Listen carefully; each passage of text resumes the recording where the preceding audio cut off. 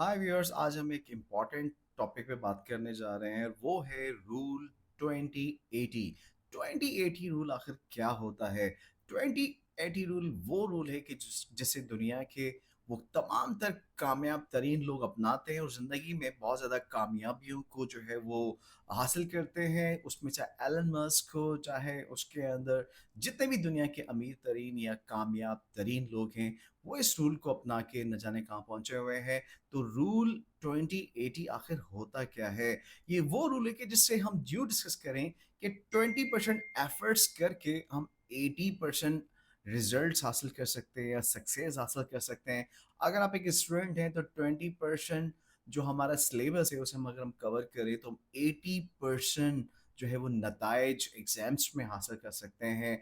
ठीक इसी तरह से अगर एक कोई कारोबारी या कोई शॉपकीपर है, वो 20% अपनी प्रोडक्ट्स को सेल करके 80% अपनी जो है वो रेवेन्यू को जनरेट कर लेता है, क्योंकि रनिंग प्रोडक्ट्स जो होती हैं वो हमेशा से कम होती हैं, 20% ही होती हैं। उसी तरह से अगर हम खुद को देखें तो हमारी अलमारी में जो ड्रेसेस होते हैं उसे हम 20% वो ड्रेसेस होते हैं कि जिससे हम बेसिकली मुख्तलिफ इवेंट्स में पहनना पसंद करते हैं। तो इसी रूल को बेसिकली प्रेटो प्रिंसिपल कहा जाता है, जिसे फेडियो डिमासो प्रेटो ने बेसिकली 20th सेंचुरी के अंदर जो है वो पेश किया हुआ। एक इकोनॉमिस्ट थे, एक कामयाब शख्स थे, उनका ताल्लुक इटली से था।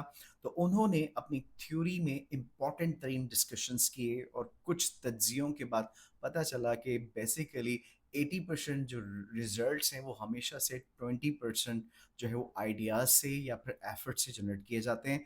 इसी से रिलेटेड आज का जो हमारा ये बेसिकली ब्लॉग है, इसमें हम कुछ ऐसे इंपॉर्टेंट तरीन पॉइंट डिस्कस करने जा रहे हैं कि जिसमें अगर हम उन्हें अपनाएं अपनी ज़िंदगी में तो डेफिनेटली कामयाबी को या फिर सक्सेसफुल होने को हमसे कोई भी नहीं रोक सकता। कामयाबी हमारा मुकद्दर बन सकती है अगर हम साबित कदम रहें, लेकिन उसके लिए कुछ इंपॉर्टेंट पॉइंट्स को इस वक्त मैं डिस्कस करने जा रहा हूँ। उसमें point number 3 is the most important point, जिसे आप बिल्कुल भी मिस मत कीजिएगा। तो स्टार्ट करते हैं पॉइंट नंबर 1 से। रूल नंबर 1 जो है, जो कि बहुत ज़्यादा इंपॉर्टेंट है, जैसे हम कहेंगे स्मार्ट स्टडी। स्टडी तो सब करते हैं, लेकिन स्मार्ट स्टडी किस चीज़ को कहा जाता है?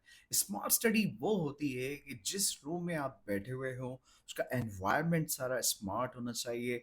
There should be no noise, no problems which can become the great cause of the distraction, especially the noisy environment. There should not be the television, there should not be any sort of the music. हमारे पास एक peaceful environment होना चाहिए, जो कि basically हमें study करने में एक मज़ा भी आए और हम जो कुछ भी पढ़ रहे हो वो हमें समझ में भी आए। उसके लिए सबसे ज़्यादा इंपॉर्टेंट होती है बात वो ये कि आप अवॉइड डिस्ट्रैक्शन। डिस्ट्रैक्शन किस चीज़ से होती है? खलल जिसे हम कहें, हमारी पढ़ाई के दौरान, हमारी स्टडी करने के दौरान जो चीज़ें हमें सबसे ज़्यादा खलल डालती हैं, यानी कि डिस्ट्रैक्ट करती हैं, हमें डिस्टर्ब करती हैं, उनमें सबसे 1 नंबर पे हमारा मोबाइल फ़ोन होता है। कहा जाता है कि मोबाइल फ़ोन हमारे लिए बनाया गया था, लेकिन आजकल के दौर में हम मोबाइल के होके रह गए हैं। तो मोबाइल को सबसे पहले तो स्विच ऑफ करें। इवन यहाँ तक कि उसे साइलेंट मोड पे भी ना रखें, बल्कि स्विच ऑफ कर दें और लैपटॉप अपने पास रखें। अगर आप समझते हैं कि आपको स्टडी के लिए ज़रूरत है कुछ रिसर्च करने की, तो आप तो लैपटॉप को अपने साथ रख सकते हैं। अगर if not possible, if it's not necessary for you, then keep it out after the room, क्योंकि अगर आपको ज़रूरत नहीं है तो मोबाइल के साथ साथ अपना जो लैपटॉप है उसे कमरे से, अपने स्टडी के रूम से बाहर ही रखें, ताकि किसी भी सूरत में कोई भी नोटिफिकेशन ऐसा ना आ जाए आपके सेल फोन पे या फिर आपके लैपटॉप पे, जो बेसिकली आपके लिए जो है कॉज ऑफ डिस्टरबेंस बने आपके स्टडी के दौरान। तो नंबर 1 जो रूल है वो है स्मार्ट स्टडी। तो स्मार्ट स्टडी वो होती है कि जहाँ पर आप 8 घंटे पढ़ रहे हैं, लेकिन अगर आप सिर्फ 3 घंटे या 2 से 3 घंटे भी आप स्टडी करते हैं, तो आप उन 8 घंटों से बहुत ज़्यादा कुछ सीख सकते हैं, समझ सकते हैं। क्योंकि अगर वो चीज़ें हमारे दरमियान में नहीं होंगी जो कि बेसिकली हमारी स्टडी को डिस्ट्रैक्ट कर रही हैं, तो डेफिनेटली हम बहुत ज़्यादा ज़बरदस्त तरीके से कॉन्सेप्चुअल लर्निंग करने में कामयाब हो सकते हैं। तो नाज़रीन, हमारा रूल नंबर 2 जो है उसे हम कहते हैं पोमोडोरो रूल। अच्छा, पोमोडोरो रूल में क्या होता है? इसमें हम जो भी स्टडीज़ करते हैं उसके बीच में हमारे कुछ गैप्स आते हैं। फॉर एग्ज़ाम्पल, अगर आप स्टडी से कभी बोर नहीं होना चाहते, कॉन्सेप्चुअल लर्निंग करना चाहते हैं, फुल फोकस के साथ पढ़ना चाहते हैं, तो आप अगर 1 घंटा पढ़ेंगे तो 1 घंटे के बाद 10 मिनट का ब्रेक आपके लिए लाजमी हो जाएगा या लाजिमन हो जाएगा, क्योंकि अगर आप 1 घंटा मुकम्मल स्टडी करने के बाद 10 मिनट का एक छोटा सा ब्रेक ले लेते हैं, अगर आपने इस ब्रेक में कुछ चॉकलेट खा ली, अगर आपने थोड़ी सी कोई म्यूजिक सुन लिया, या फिर आप जो है एक अपनी जगह से उठ के थोड़ा सा रिलैक्स आपने कर लिया, कोई ताज़ी हवा का झोंका आपने खा लिया, तो कहने का मकसद है कि आपको बहुत ज़्यादा एनर्जाइज करेगा और यू कैन नॉट बिलीव कि आपको इससे क्या मैजिकल रिजल्ट्स हासिल होने वाले होते हैं, क्योंकि आप कभी भी अपने काम से, अपनी स्टडी से बोर नहीं होते और बिल्कुल रिफ्रेश होके वापस अपने काम के ऊपर आ जाते हैं और फिर एक नए चैप्टर, एक नए टॉपिक को वापस से स्टार्ट करते हैं।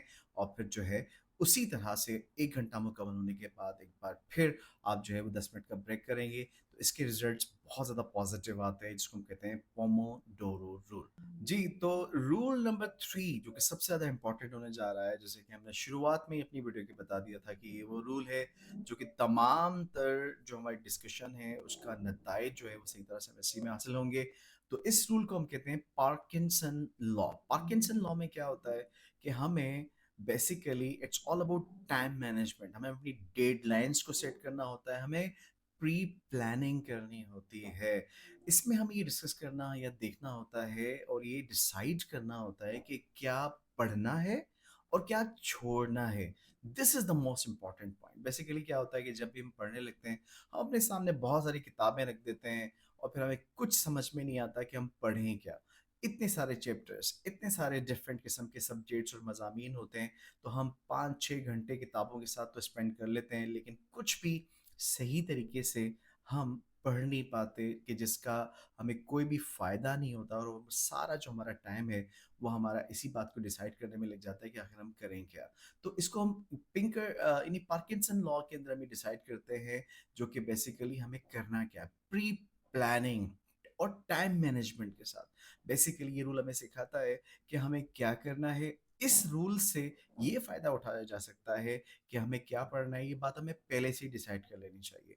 हमें किताबें उठा के जब हम अपने स्टडी रूम में जाएं और अपने मुतालिक डिस्कस करें या स्टार्ट करें, उससे पहले हमें बेसिकली ये पता होना चाहिए कि आज मैं कौन सा सब्जेक्ट पढ़ने जा रहा हूँ और कौन से सब्जेक्ट का कौन सा चैप्टर या कौन सा वो मुख्तलिफ जो है पार्ट के जो बेसिकली मुझे पढ़ना है, जिसके बारे में मुझे पहले से इल्म होना चाहिए। तो ये बहुत ज़्यादा इम्पोर्टेंट हो जाता है कि हमें इस रूल में बेसिकली एक डेडलाइन को भी डिसाइड करना है।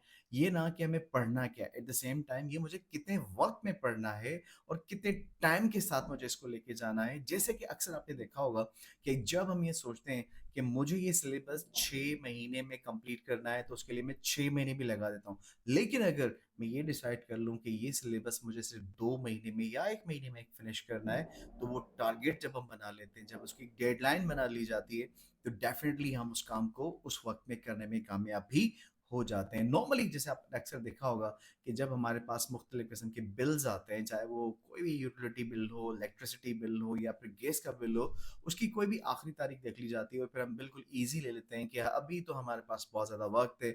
और क्या होता है कि हम सोचते तो हैं कि इसे चंद दिन के अंदर अदा कर दिया जाएगा, लेकिन वो बिल 90% 80% लोग लास्ट डेट को ही जो है वो अदा कर रहे होते हैं, क्योंकि हमने उसकी कोई भी डेडलाइन सेट नहीं की हुई होती है। तो अगर हम अपने काम के लिए ये सोचते हैं कि ये काम मैं अगले 5 दिन में करूंगा, तो फिर वो 4 दिन गुजर जाते हैं और 5वें दिन ही आप करते हैं। लेकिन अगर 4 दिन गुजर जाए, आपके पास एक ही दिन रह जाता है, नॉर्मली अगर आपको डिसाइड हो कि मुझे कल ये काम हर सूरत में करना है, आपने इसकी डेडलाइन डिसाइड कर ली, डेफिनेटली आप उसको उसी वक्त के अंदर करके अपने टारगेट्स को अचीव कर लेते हैं, क्योंकि time management is actually the key of success. And that's all for this video। और आप अपने कमेंट्स में हमें ज़रूर बताइएगा कि ये वीडियो आपको कैसी लगी, और हमें ये भी ज़रूर बताइएगा कि जो तीनों रूल्स मैंने आपको डिस्कस करके बताया, इन तीनों रूल्स में से आपका फेवरेट रूल या आपको कौन सा रूल सबसे ज़्यादा पसंद आया, जो कि आप समझते हैं कि मोस्ट एफिकेशियस और इम्पॉर्टेंट है। और दूसरी इम्पॉर्टेंट बात ये भी कि हमारी इस वीडियो को लाइक करना और चैनल को सब्सक्राइब करना हरगिज़ ना भूलिएगा। और हमें ये भी बताइएगा कमेंट करके कि आने वाले दिनों में आप कौन से टॉपिक पे वीडियो देखना चाहते हैं, हम अपनी पूरी पूरी कोशिश करेंगे कि आपके दिए हुए मशवरे के मुताबिक एक नई वीडियो को जल्द से जल्द बना के आपकी खिदमत में पेश किया जा सके। Thank you very much, take care and अल्लाह हाफिज।